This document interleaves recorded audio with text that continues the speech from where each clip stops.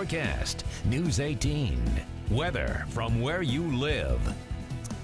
Well, we're back up to 85 here at the station, but check out the heat west of here. You know, we've had temperatures as high as about 110 in South Dakota today, and we've got a wall of 100s from really North Dakota all the way to Texas.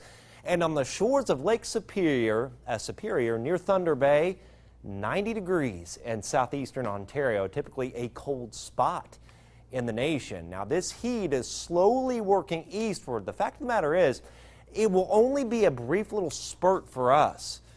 And then a cold front comes in and the heat goes away. It's pushed back to the southwest, but you can see the orange and the magenta colors here, heat advisories, excessive heat warnings. Then where you see the severe weather right here and severe weather here, that's a cold front, and that will basically kind of push the heat eastward to our area tomorrow and then push it right back to the plains once we head for Wednesday. So at least we've got one day of 90s, and that is it. And what has been a pretty mild summer, if you will, since 1979, this is so far the 13th coolest. So it's not absurdly cool this summer, but a little cooler, slightly cooler than normal. Patchy fog tonight.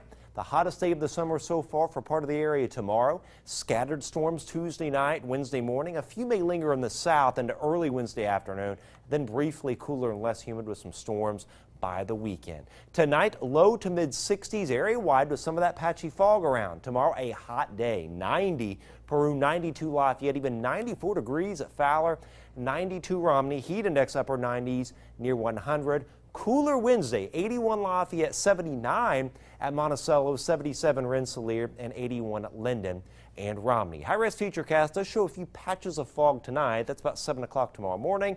And tomorrow itself, just a lot of haze.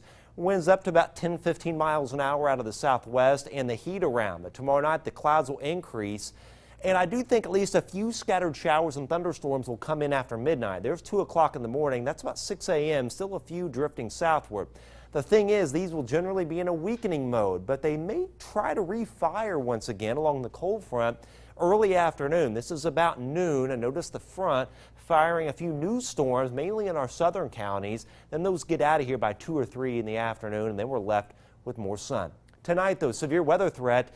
North Dakota, parts of Manitoba, Ontario, Minnesota, Wisconsin. This looks like an organized line of storms progressing southeastward. Then it may tend to refire Wisconsin, Iowa, Illinois tomorrow. Now, my thinking is that this line of storms will weaken as it approaches us, and that'll be some of the scattered storms we get Tuesday night, early Wednesday morning, and then we may see a few new ones form in our southern counties early Wednesday afternoon. But the best dynamics for severe weather northeast of us. It looks like Ontario and New England will get the severe weather on Wednesday. So these look to be just typical summertime scattered thunderstorms that'll pass through.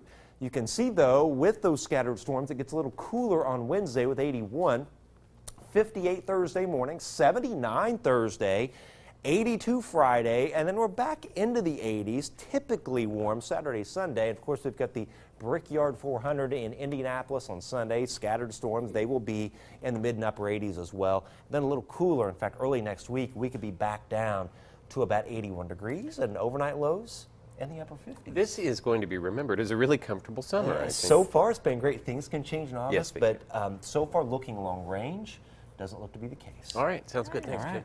All right, Ruben's in tonight for Sports Pacers.